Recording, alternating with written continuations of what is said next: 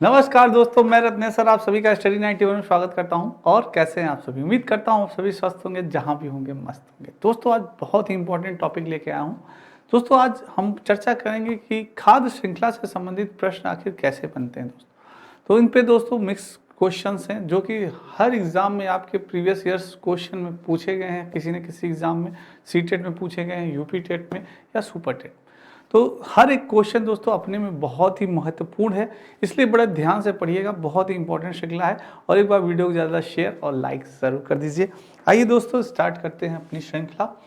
दोस्तों अपना ये दोस्तों आपके स्टडी 91 में दोस्तों वीडियो और इंडियन पॉलिटी का फाउंडेशन कोर्स है जो कि प्रारंभ हो चुका है। दोस्तों आइए स्टार्ट करते हैं। एक घास स्थलीय पारिस्थितिक तंत्र के खाद्य श्रृंखला विभिन्न घटकों का सही क्रम क्या है? सही क्रम बताना है दोस्तों। घास स्थलीय पारिस्थितिक तंत्र की बात की जा रही है। किसकी? घास स्थलीय पारिस्थितिक तंत्र के खाद्य श्रृंखला के विभिन्न घटकों का सही क्रम पूछ रहा है। घास होगा, टिड्डा होगा, मेढक होगा कि सर्प होगा? कि घास होगा, टिड्डा होगा, सर्प होगा, मेढक होगा? टिड्डा, मेढक, घास, सर्प या टिड्डा, सर्प, मेढक, घास? क्या होगा दोस्तों? बहुत इंपॉर्टेंट क्वेश्चन है, अच्छा क्वेश्चन है और एग्जाम में आया हुआ क्वेश्चन दोस्तों। सभी बच्चे देने का प्रयास करें दोस्तों। चलिए दोस्तों सभी बच्चे देने का प्रयास करें। दोस्तों खाद्य श्रृंखला यानी कि फूड चेन, जिसे क्या कहा जाता है? फूड चेन भी कहा जाता है दोस्तों। खाद्य श्रृंखला इन द सेंस दोस्तों इसको ये कहा जा सकता है कि हर एक प्राणी, हर एक जीव, हर एक जंतु, हर एक वनस्पति, पौधे सभी दोस्तों किसी न किसी पे डिपेंड है। यही आपकी क्या होती है? खाद्य श्रृंखला होती है। क्योंकि दोस्तों हर एक प्राणी किसी न किसी पे डिपेंड है। जैसे दोस्तों हम जो हमारे कुछ दोस्तों जानवर हैं वो क्या इस पे डिपेंड होते हैं, वो वनस्पतियों पे डिपेंड होते हैं। कुछ व्यक्ति हैं जो दोस्तों केवल जानवर खाते हैं, अन्य भी खाते हैं। तो इस प्रकार से ये श्रृंखला दिन प्रतिदिन क्या है दोस्तों? बढ़ती जाती है, चलती जाती है आगे दिन प्रतिदिन। जैसे कि खाद्य श्रृंखला में सबसे पहले हमारे वनस्पति आते हैं, जिन्हें प्रोड्यूसर भी कहा जाता है दोस्तों। उत्पादक क्या कहा जाता है? उत्पादक। उत्पादक या जिसे प्रोड्यूसर भी कहा जाता है दोस्तों। ये पौधे जो होते हैं दोस्तों, ये प्रकाश संश्लेषण, फोटोसिंथेसिस आप जानते होंगे, प्रकाश संश्लेषण के माध्यम से अपना भोजन स्वयं बनाते हैं। ये अपना भोजन क्या होते हैं? स्वयं बनाते हैं, उत्पादक होते हैं, स्वयं भोजन बनाते हैं। और ये भोजन ये ऊर्जा के रूप में दोस्तों सूर्य से अपनी की किरणों से अपनी ऊर्जा प्राप्त करते हैं। और आप सभी जानते हैं प्रकाश संश्लेषण में पौधों को सूर्य की ऊर्जा और C2H2O यानी कि क्या? जल, जो कि ये अपने जड़ों से दोस्तों प्राप्त करते हैं। जल हो गए, खाद हो गया, ये सभी दोस्तों क्या करते हैं? अपने जड़ों से प्राप्त होते हैं और जड़ों के माध्यम से ये इनके तनों पौधों में जाते हैं। और दोस्तों किसकी? कार्बन डाइऑक्साइड CO2 यानी कि प्रकाश संश्लेषण में इन सभी चीज़ों की इन्हें, और क्लोरोफिल, कार्बन, इन सभी चीज़ों की इन्हें आवश्यकता होती है। और इन्हीं से ये अपना क्या बना लेते हैं दोस्तों? भोजन बना लेते हैं। और कुछ हमारे जीव जंतु होते हैं जो पौधों पे डिपेंड होते हैं और कुछ दोस्तों उन पे डिपेंड होते हैं इसी तरह। पर यहाँ बात हो रही है घास स्थलीय पारिस्थितिक तंत्र की। तो दोस्तों घास स्थलीय पारिस्थितिक तंत्र की बात की जाए तो सर्वप्रथम घास को कौन खाता है? तो आप दोस्तों कुछ लोग बी बता रहे हैं, कुछ लोग सी, कुछ लोग डी, आई जानते हैं। दोस्तों हम जानते हैं कि सर्वप्रथम घास को हमारी कौन खाता है? ये है हमारे टिड्डा जी, ग्रास होपर, जिसे क्या कहा जाता है? इंग्लिश में आप जानते होंगे ग्रास होपर कहा जाता है। नाम में ही छिपा है ग्रास, यानी कि सर्वप्रथम टिड्डा हमारे इस घास को खाता है। और टिड्डे को कौन खाता है दोस्तों? यहाँ पे देखिए ऑप्शन टिड्डा, मेढक। तो टिड्डा, मेढक खाए, ये सब बिल्कुल गलत हो गया। टिड्डा, सर्प, ये बिल्कुल गलत हो गया। दो ऑप्शन आप में थोड़ा सा कंफ्यूजन था कि घास को टिड्डा खाता है, ये तो सही था। पर टिड्डे को दोस्तों सर्प नहीं, मेढक खाता है। क्या खाते हैं? मेढक खाता है। उसके बाद मेढक को कौन खाता है दोस्तों? सर्प खाता है। तो आपकी घास स्थलीय पारिस्थितिक तंत्र की बात की जाए तो ए इज द राइट आंसर। ठीक है दोस्तों। नेक्स्ट है दोस्तों, एक पारिस्थितिक तंत्र में निम्नलिखित में से कौन प्राथमिक उपभोक्ता? नीचे दिए गए कूट से सही उत्तर चुनिए। प्राथमिक उपभोक्ता, फर्स्ट कंज्यूमर। फर्स्ट कंज्यूमर इसे कहा जाता है, यहाँ प्राथमिक उपभोक्ता कहा जाता है। नीचे दिए कूट से सही उत्तर चुनिए। चींटी, हिरण, लोमड़ी या बाघ? पहला और दूसरा, दूसरा तीसरा। पहला, दूसरा, तीसरा, दूसरा, चौथा, सभी बच्चे देने का प्रयास करें उत्तर। बहुत अच्छा क्वेश्चन है, सीटेट में आपके पूछा गया क्वेश्चन है, सीटेट में पूछा गया क्वेश्चन है, टेट सुपर टेट में भी आ सकता है। तो मैं इसका उत्तर आपको दूंगा, बहुत अच्छे से एक्सप्लेन करूंगा। पहले आप देने का प्रयास करें कि कौन सा प्राथमिक उपभोक्ता, फर्स्ट कंज्यूमर जैसे कहा जाता है, प्राथमिक उपभोक्ता कौन है दोस्तों? उपभोक्ता, उपभोक्ता या जिसे कहा जाता है कंज्यूमर, क्या कहा जाता है? कंज्यूमर कहा जाता है। हम कह सकते हैं उपभोक्ता जो कि दूसरों पे डिपेंड, उपभोक्ता किस पे डिपेंड होते हैं? वो दोस्तों अपने भोजन के लिए दूसरों पे डिपेंड होते हैं, उन्हें ही उपभोक्ता कहा जाता है। उन्हें ही क्या कहा जाता है? उन्हें ही कंज्यूमर कहा जाता है दोस्तों। क्या कहा जाता है? कंज्यूमर कहा जाता है। जैसे कंज्यूमर में दोस्तों आप में उपभोक्ता में भी ये 3 श्रेणियों में होते हैं, प्राथमिक उपभोक्ता फर्स्ट कंज्यूमर, द्वितीयक उपभोक्ता सेकंड कंज्यूमर, और दोस्तों थर्ड कंज्यूमर या तृतीयक उपभोक्ता थर्ड कंज्यूमर। ये 3 प्रकार के उपभोक्ता होते हैं दोस्तों। तो जो प्राथमिक उपभोक्ता होते हैं, द्वितीयक तृतीयक की बात होगी दोस्तों, पहले प्राथमिक उपभोक्ता की बात करें, क्योंकि इसमें आपसे पूछा है प्राथमिक उपभोक्ता। क्या पूछा है? प्राथमिक उपभोक्ता। तो जो प्राथमिक उपभोक्ता होते हैं दोस्तों, फर्स्ट कंज्यूमर जो होते हैं, वो क्या होते हैं? शुद्ध शाकाहारी होते हैं। क्या होते हैं? शुद्ध शाकाहारी। क्या होते हैं? शुद्ध शाकाहारी होते हैं। अब आप तुरंत इस ऑप्शन का आंसर पकड़ लेंगे कि शाकाहारी होते हैं। तो दोस्तों आपके ऑप्शन में कौन सा है? हिरण। शाकाहारी क्या है? हिरण है। तो ऑप्शन ये आपका ए मिलता है, ये मिलता है, सब में 2 है। हाँ, पर दोस्तों दूसरा ऑप्शन है आपका, दूसरा ऑप्शन आपका है लोमड़ी। लोमड़ी शाकाहारी होती है? नहीं, लोमड़ी तो शाकाहारी भी नहीं होती, ये दोनों होती है, शाकाहारी मांसाहारी दोनों। बाघ, बाघ शाकाहारी होता है? नहीं, ये मांसाहारी होता है, उच्च मांसाहारी में ये आता है बाघ। दोस्तों बाघ क्योंकि कभी दूध नहीं पीता, बाघ हमेशा मांस का सेवन करता है। तो ये 2 ऑप्शन आपके तुरंत कट गए, बचे यही 2 ऑप्शन, यानी चींटी और हिरण। दोस्तों आपके किस में आ गए? ये आपके आ गए प्राथमिक उपभोक्ता में, यानी पहला ऑप्शन ए एवं 2 सही हो गया। अभी आगे द्वितीय उपभोक्ता और तृतीय उपभोक्ता के बारे में बात होगी। पहले आप 1 बाय 1 दोस्तों इसी तरह से आपका सारा कॉन्सेप्ट क्लियर होता जाएगा कि प्राथमिक उपभोक्ता किसे कहते हैं, द्वितीय उपभोक्ता किसे कहते हैं, कंज्यूमर किसे कहते हैं, और प्रोड्यूसर किसे कहते हैं, उत्पादक यानी कि जो स्वयं भोजन बनाते हैं। तो इन सारी चीजों के दोस्तों आप घटक किसे कहते हैं, सारी चीजें क्लियर हो जाएंगी। आइए नेक्स्ट, खाद्य श्रृंखला में मानव। दोस्तों खाद्य श्रृंखला में मानव है, वेरी इंपॉर्टेंट, यूपी टेट में आपके पूछा गया क्वेश्चन है दोस्तों। मानव किस श्रेणी में आता है? खाद्य श्रृंखला में मानव किस श्रेणी में आता है? एक उत्पादक, केवल प्राथमिक उपभोक्ता, केवल द्वितीयक उपभोक्ता, प्राथमिक तथा द्वितीयक उपभोक्ता दोनों। क्या होगा? मानव किस में आएगा दोस्तों? मानव, मनुष्य की बात हो रही है दोस्तों। तो हम सभी जानते हैं कि अभी मैंने आपको बताया दोस्तों, उपभोक्ता, उपभोक्ता, अभी मैंने आपको प्रथम उपभोक्ता के बारे में बताया, यानी कि फर्स्ट कंज्यूमर के बारे में मैंने अभी आपको बताया कि first consumer in the sense शुद्ध शाकाहारी। क्या दोस्तों? शुद्ध शाकाहारी। अब बात हो रही है सेकंड कंज्यूमर की, यानी कि द्वितीय उपभोक्ता की। अब देखिए तुरंत आप इसको जैसे समझेंगे तुरंत आप आंसर दे देंगे, तब से बच्चे देने का प्रयास करें। सेकंड कंज्यूमर की बात हो रही है दोस्तों, द्वितीय उपभोक्ता की। नाम द्वितीय उपभोक्ता, 2 गुण तो होंगे ही, ऐसे ही पकड़िए, ऐसे ही ट्रिक है दोस्तों, ऐसे ही याद करिए, याद करने की ट्रिक करिए। द्वितीय उपभोक्ता यानी 2 गुण, शाकाहारी भी है, शाकाहारी भी है, मांसाहारी भी है, यानी कि शाकाहारी और मांसाहारी दोनों गुण होते हैं दोस्तों इसमें। ये द्वितीय जो उपभोक्ता होता है शाकाहारी भी होता है, मांसाहारी भी होता है। जैसे कि मानो, जैसे कि हम लोग दोस्तों, मनुष्य जो होता है वो दूध, रोटी, अनाज सब कुछ खाता है, पर अपने स्वाद के लिए दोस्तों चिकन, मटन सारी चीजें खाता। तो हम किस में आएंगे? द्वितीय उपभोक्ता के अंतर्गत आएंगे। यानी द्वितीय उपभोक्ता के अंतर्गत वो जीव जंतु भी आएंगे जो कि दोस्तों शाकाहारी और मांसाहारी दोनों होते हैं। जैसे हमारी बिल्ली मौसी, कैट, बिल्ली दोस्तों दूध रखिए चट कर जाएगी, और कभी मछली पाई तो मछली भी चट कर जाएगी। तो ये भी किस में आएगी? द्वितीयक उपभोक्ता, सेकेंड कंज्यूमर के अंतर्गत आएगी। अब बात हो रही है खाद्य श्रृंखला में मानव क्या है।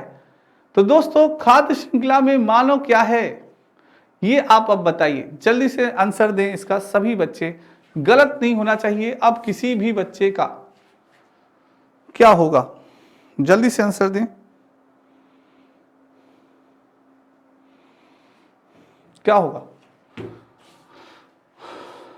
तो प्राथमिक उपभोक्ता भी है, द्वितीयक उपभोक्ता भी है। क्या दोस्तों? यानी अभी प्राथमिक उपभोक्ता मैंने आपको बताया कि शाकाहारी, प्राथमिक उपभोक्ता क्या होता है? शाकाहारी होता है, और द्वितीयक उपभोक्ता होता है मांसाहारी। यानी कि केवल प्राथमिक उपभोक्ता गलत, एक उत्पादक गलत, केवल द्वितीयक उपभोक्ता नहीं। यानी कि वह प्राथमिक उपभोक्ता भी होता है और द्वितीयक उपभोक्ता भी होता है। यानी हमारा D is the right answer. क्या होगा? D is the right answer. तो देखिए दोस्तों कैसे क्वेश्चन बन रहा है, बहुत ही लॉजिकल क्वेश्चन बनते हैं, इसी प्रकार से क्वेश्चन बनते हैं। पर अगर कॉन्सेप्ट क्लियर नहीं है तो नहीं बने। मनुष्य दोस्तों क्या होता है, वो प्राथमिक उपभोक्ता के अंतर भी आएगा और द्वितीयक उपभोक्ता के अंतर भी आएगा, यानी दोनों होगा दोस्तों। D is the right answer. Video अच्छी लग रही हो दोस्तों तभी लाइक और कमेंट करिएगा, नहीं तो मत करिए। बस ये है कि आप पढ़िए अच्छे से, इस बार सीटेट निकालिए दोस्तों, किसी भी तरह से सीटेट, या आप दोस्तों इस बार गवर्नमेंट जॉब पाइए। बस एक गुरु की दोस्तों यही इच्छा होती है कि उसके सारे बच्चे सफल हो, बस उसे और कुछ नहीं चाहिए। और ध्यान से पढ़िए दोस्तों, इनमें से कौन सा पौधा नाइट्रोजन स्थिरीकरण में सहायक नहीं है? Question point noted my student. नहीं है पूछ रहा है, चना है, मटर है, सेम है, धान है। नाइट्रोजन स्थिरीकरण दोस्तों, जो नाइट्रोजन स्थिरीकरण होता है उसमें कौन सा सहायक नहीं है दोस्तों? कौन सा सहायक नहीं होगा? जल्दी से आंसर दें। तो दोस्तों क्या होगा, अगर नाइट्रोजन स्थिरीकरण की बात की जाए तो दोस्तों आपका जो है चना है, मटर है और सेम दोस्तों, ये आपके नाइट्रोजन स्थिरीकरण में नहीं आते दोस्तों। क्या होते हैं? नहीं आते दोस्तों। धान की खेती में आपके नाइट्रोजन स्थिरीकरण होता है, यानी धान, D is the right answer. धान इज द राइट आंसर, धान होगा दोस्तों। ठीक है, चलिए नेक्स्ट है, प्रथम पोषण स्तर के अंतर्गत आता है। प्रथम पोषण स्तर के अंतर्गत आते हैं शाकाहारी जंतु, मांसाहारी जंतु, सर्वभक्षी जंतु, हरित पादक। प्रथम पोषण स्तर के अंतर्गत कौन आता है दोस्तों? जल्दी से बताएं। थोड़ा सा कंफ्यूजन वाला क्वेश्चन है, क्योंकि यहाँ शाकाहारी जंतु भी दिया है, हरित पादप भी दिया है, सर्वभक्षी जंतु भी दिया है।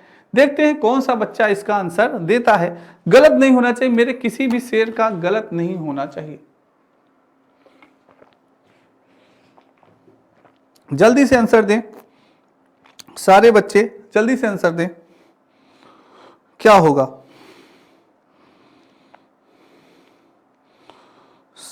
चलिए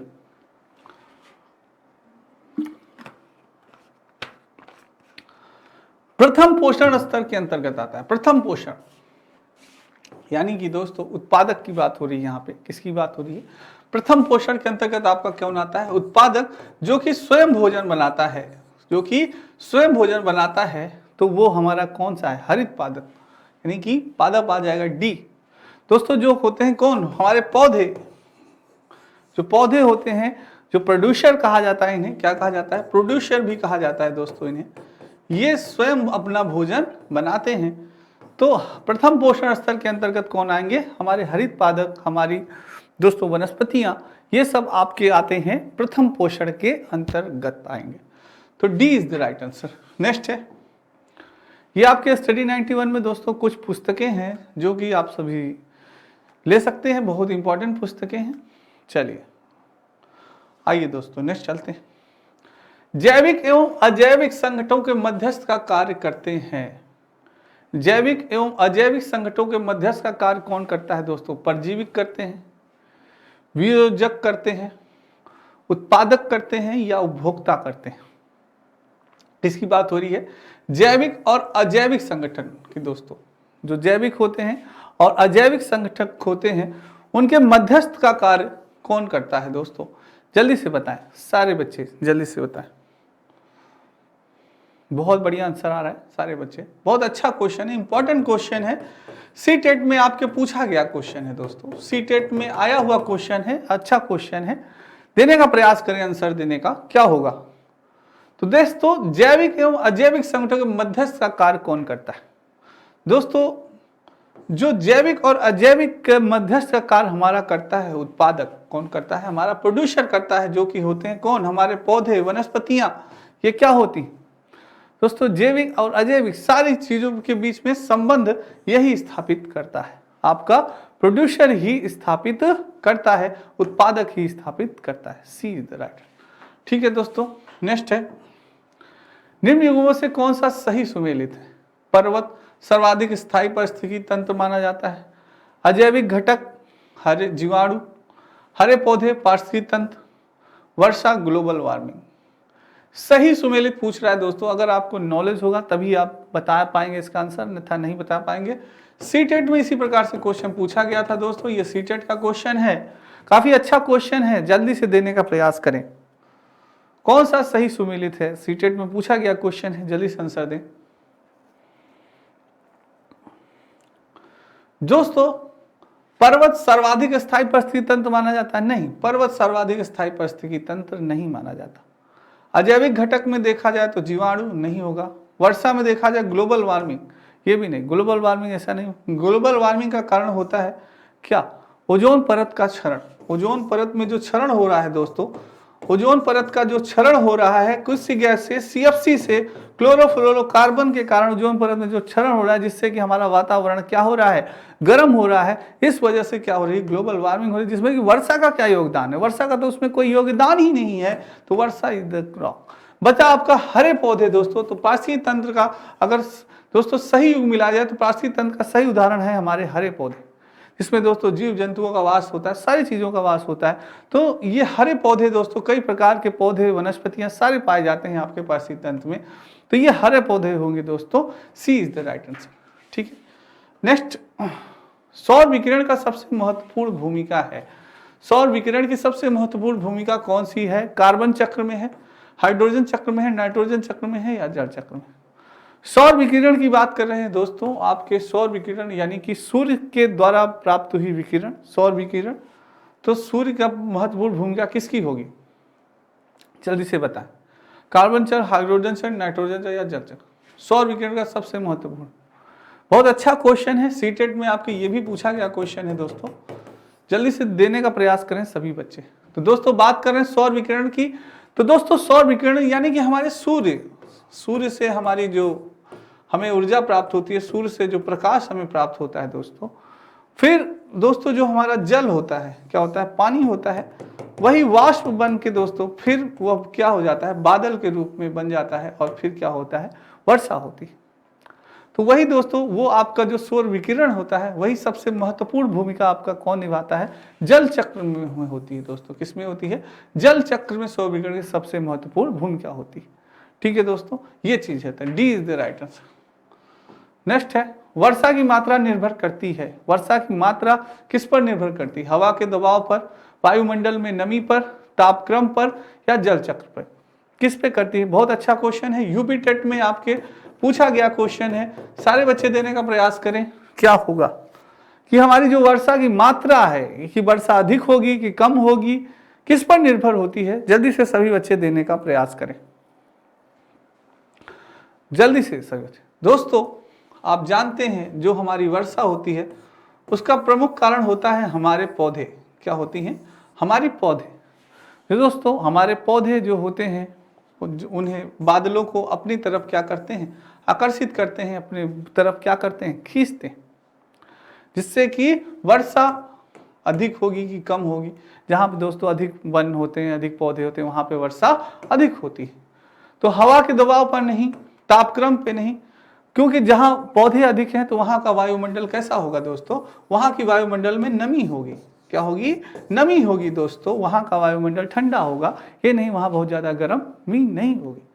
तो न जल चक्र पे दोस्तों, न तापक्रम पे, न हवा के दबाव पे, वायुमंडल की नमी पर निर्भर करता है वर्षा की मात्रा, यानी B is the right answer. ठीक है, चलिए नेक्स्ट है, निम्नलिखित किसकी उत्पादकता सर्वाधिक होती है? निम्नलिखित में किसकी उत्पादकता सर्वाधिक होती है? दलदल की, उष्णकटिबंधीय वर्षा वन की, या सदाबहार वन की, या शैवाल व प्रवाल समूह की? बहुत अच्छा क्वेश्चन है, सीटेट में आपके पूछा गया क्वेश्चन है, सारे बच्चे देने का प्रयास करें। किसकी उत्पादकता सर्वाधिक होती है? स्क्रीनशॉट भी लेते चलें दोस्तों, क्योंकि स्क्रीन जो इंपॉर्टेंट क्वेश्चन है वो आप स्क्रीनशॉट लेते चलें, ठीक है।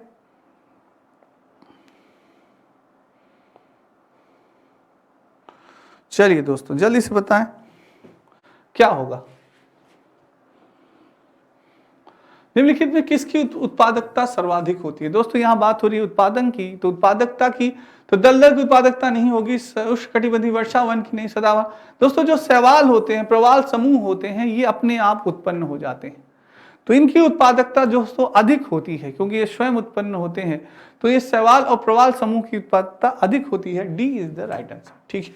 नेक्स्ट दोस्तों, ये आपके यूपी टेट और दोस्तों हिंदी इंडिविजुअल का नया बैच प्रारंभ हो चुका है, आप सभी ज्वाइन कर सकते हैं।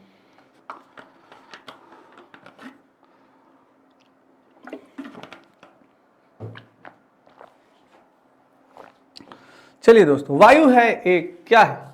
यौगिक है, तत्व है, मिश्रण है, या विद्युत अपघटन? वायु कैसा तत्व है दोस्तों? सही बताइए। बहुत air. What is the air दोस्तों? एयर के बारे में आपसे पूछ रहा है कि क्या है एयर। सीटेट में दोस्तों आपके पूछा गया क्वेश्चन था, सीटेट में पूछा गया क्वेश्चन है दोस्तों, जल्दी से बताएं क्या है वायु। सभी बच्चे इसका आंसर दें। वायु एक यौगिक है, तत्व है, मिश्रण है, विद्युत अपघटन।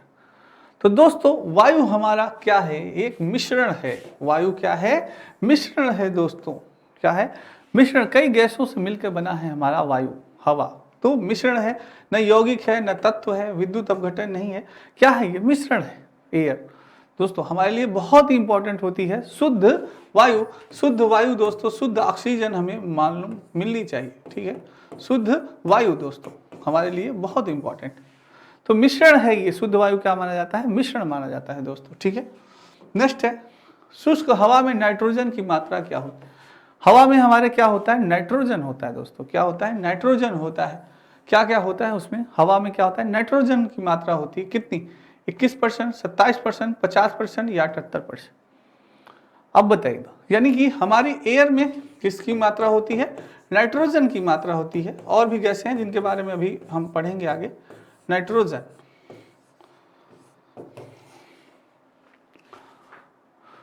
तो मैं आपको बताना चाहूंगा दोस्तों, जो हमारा एयर है, जो हमारी शुष्क हवा होती है, उसमें नाइट्रोजन की मात्रा सबसे अधिक मानी जाती है। क्या होती है? सबसे अधिक मानी जाती है। और कितनी मानी जाती है? सही आंसर बता रहे हैं सारे बच्चे, 78%, 78%। कितना?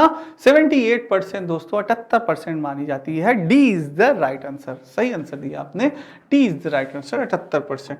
नेक्स्ट है, यदि पृथ्वी पर पाई जाने वाली वनस्पतियां, पेड़ पौधे समाप्त हो जाएं तो किसी गैस की कमी हो जाए। क्या है सर? लड़ने सर कैसा क्वेश्चन आया? लड्डू क्वेश्चन है।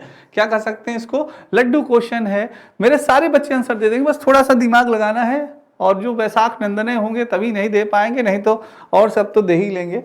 कार्बन डाइऑक्साइड, नाइट्रोजन, जलवाष्प या ऑक्सीजन पाई जाने वाली वनस्पतियां। अगर सोचिए, बहुत बड़ी बात है कि अगर पेड़ पौधे ही समाप्त हो जाएं, कई बार मैं कहता रहता हूं, समझाता रहता हूं कि प्रकृति है तभी प्रगति है। प्रकृति है तभी दोस्तों क्या है? प्रगति है। प्रकृति है तभी प्रगति है, नहीं तो जिस दिन प्रगति का विनाश हुआ उसी दिन आपका भी विनाश हो जाएगा, मनुष्य का भी विनाश हो जाएगा। क्योंकि हम सभी जानते हैं कि अगर पेड़ पौधे वनस्पतियां समाप्त हो जाएंगी तो किस गैस की कमी हो जाएगी? ऑक्सीजन की कमी हो जाएगी। D is the right answer. Carbon dioxide तो हमसे पौधे प्राप्त करते हैं दोस्तों। क्या करते हैं? कार्बन डाइऑक्साइड हम छोड़ते हैं दोस्तों, और हम क्या लेते हैं? ऑक्सीजन लेते हैं। और ये पौधे दोस्तों कार्बन डाइऑक्साइड लेते हैं और ऑक्सीजन छोड़ते हैं।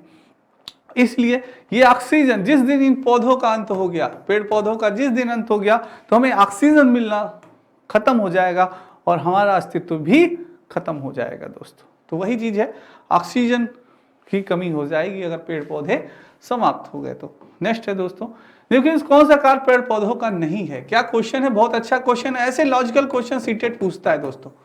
सीटेट ऐसे लॉजिकल क्वेश्चन पूछता है कि पौधों का क्या कार्य नहीं है, कार्बन डाइऑक्साइड का अवशोषण, शोर का अवशोषण, वायु प्रदूषण, ऑक्सीजन की विमुक्ति, क्या है। बहुत अच्छा क्वेश्चन है, थोड़ा सा लॉजिकल क्वेश्चन, ऐसे क्वेश्चन बनता है सीटेट में, लॉजिकल कॉन्सेप्चुअल। अगर आपको मालूम है कि पौधे क्या क्या कार्य करते हैं तभी इसका आंसर दे पाएंगे, अन्यथा नहीं दे पाएंगे।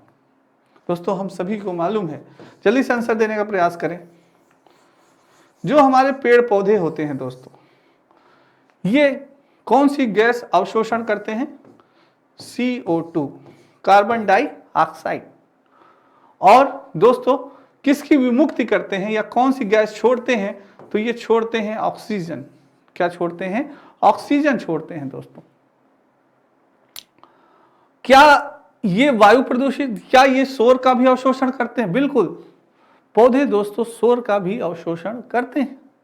दोस्तों अगर उदाहरण मैं आपको बताऊं तो कई सारे अगर पेड़ पौधे हैं दोस्तों, और इन पेड़ पौधों के बीच में आप खड़े होके चाहे जितनी तेज आवाज में या चाहे जितनी ध्वनि में आप दोस्तों कुछ भी बजाएं, आपका ये दोस्तों काम करेगा, दीवार का काम करेंगे ये पौधे। दोस्तों यहां से, इस क्षेत्र से ज्यादा दूर आपकी ध्वनि को ये नहीं जाने देंगे। कभी आप देखिए, प्रयोग करके देखिए, क्योंकि ये क्या करते हैं, ये शोर का भी अवशोषण करते हैं। बहुत बच्चे सोच रहे होंगे अरे यार शोर का अवशोषण कैसे करते हैं? बिल्कुल करते हैं। तो ये चीज है, और ये करते नहीं है तो केवल वायु प्रदूषित, वायु को तो शुद्ध करते हैं भाई, प्रदूषित कहां करेंगे? तो सी इज द रॉन्ग आंसर। ठीक है दोस्तों, नेक्स्ट, निम्नलिखित में से उपभोक्ता के अंतर्गत नहीं आते। उपभोक्ता की बात हो रही है तो कंज्यूमर की बात हो रही है, कंज्यूमर की बात हो रही है। आप सभी बताएं, कंज्यूमर की बात हो रही है। उपभोक्ता मृतजीवी, परजीवी, मांसाहारी या उपरोक्त सभी उपभोक्ता के अंतर्गत नहीं आते। कौन नहीं आते दोस्तों? जल्दी से बताएं, कौन उपभोक्ता के अंतर्गत नहीं आते? बड़ा अच्छा क्वेश्चन है।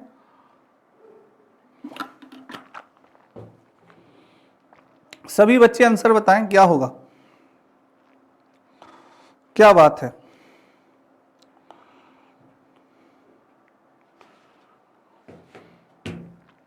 उपभोक्ता के अंतर्गत नहीं आते। दोस्तों कौन नहीं आता उपभोक्ता के अंतर्गत? पर मांसाहारी उपभोक्ता के अंतर्गत आते हैं। मैंने आपको बताया प्रथम उपभोक्ता, द्वितीय उपभोक्ता, तृतीय उपभोक्ता जो होता है दोस्तों, थर्ड कंज्यूमर मैंने आपको नहीं बताया, बताता हूं। तृतीय उपभोक्ता जो होता है दोस्तों, उसे उच्च मांसाहारी कहते हैं। क्या कहते हैं? उच्च मांसाहारी। उच्च मांसाहारी कहते हैं जिसमें कि आप शेर को ले सकते हैं, बाघ को ले सकते हैं, जो केवल दोस्तों मांस खाते हैं। चीते को ले सकते हैं, केवल मांसाहारी होते हैं, शुद्ध मांसाहारी, इन्हें कह सकते हैं आप शुद्ध मांसाहारी। ये आपके थर्ड कंज्यूमर होते हैं। तो यानी मांसाहारी भी उपभोक्ता के अंतर्गत आते हैं, परजीवी भी आते हैं, मृतक जो होते हैं, मृतक जीवी दोस्तों, ये उपभोक्ता के अंतर्गत नहीं आते। A is the right answer. Next है आपका, ये दोस्तों आपके आर समीक्षा अधिकारी का शायद समझ कंप्लीट कोर्स। नेक्स्ट दोस्तों चलते हैं, पेड़ पौधे किस रूप में मृदा से नाइट्रोजन ग्रहण करते हैं? नाइट्रेट आयन, अमोनियम आयन या नाइट्रो। दोस्तों हम सभी जानते हैं जो हमारे पेड़ पौधे होते हैं ये किससे? जड़ों के माध्यम से, यानी कि मिट्टी के माध्यम से मृदा में से नाइट्रोजन ग्रहण करती हैं। जो जड़ें होती हैं वो मृदा से नाइट्रोजन ग्रहण करती हैं। वो कौन सी पेड़ पौधे किस रूप में मृदा से नाइट्रोजन ग्रहण? दोस्तों होगा न नाइट्रेट आयन होगा, नाइट्राइट आयन। दोस्तों क्या होगा? नाइट्राइट आयन होगा। ए इज द राइट आंसर। ठीक है, ये सेम लग रहा था, नहीं ये भी नहीं होगा, ये नाइट्राइट आयन के रूप में दोस्तों क्या होते हैं? जो पौधे होते हैं दोस्तों हमारे, ये जो मिट्टी से नाइट्रोजन ग्रहण करते हैं वो नाइट्रेट आयन के रूप में ग्रहण करते हैं, और इन्हीं से ये अपना भोजन बनाते हैं। पौधे सारी चीजों में फैलता है दोस्तों। ठीक है, चलिए, परितंत्र में ऊर्जा का पिरामिड होता है, सदैव उल्टा, सदैव सीधा, सीधे एवं उल्टे दोनों प्रकार के होते हैं, उपयुक्त सभी। क्या होगा? पिरामिड की बात हो रही है दोस्तों। किसकी बात हो रही है? पिरामिड की बात हो रही है। आप जानते होंगे पिरामिड की बात हो रही है, तो बताएं जरा, पिरामिड परितंत्र में ऊर्जा का पिरामिड कैसा होता है? दोस्तों ऊर्जा की बात हो रही है। किसकी बात हो रही है?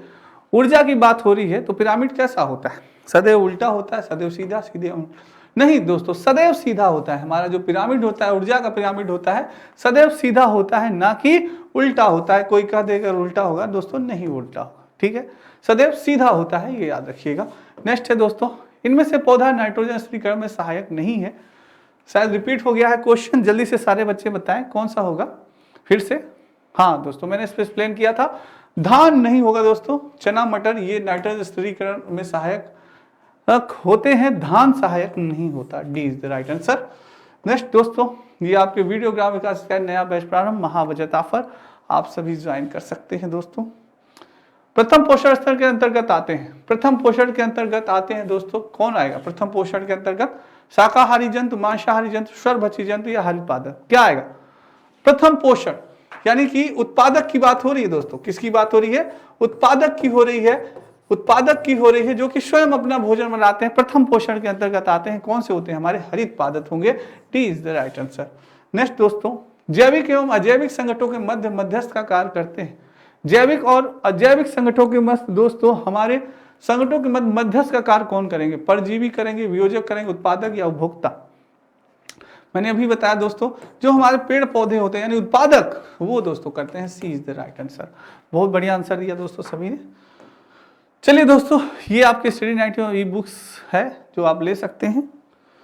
तो दोस्तों, आज की क्लास आपको कैसी लगी? कमेंट बॉक्स में कमेंट जरूर करिएगा, लाइक जरूर करिएगा, शेयर करिएगा दोस्तों। दोस्तों कल फिर मिलेंगे बहुत ही इंपॉर्टेंट टॉपिक के साथ। तब तक राधे राधे, जय श्री कृष्ण और जय हिंद दोस्तों।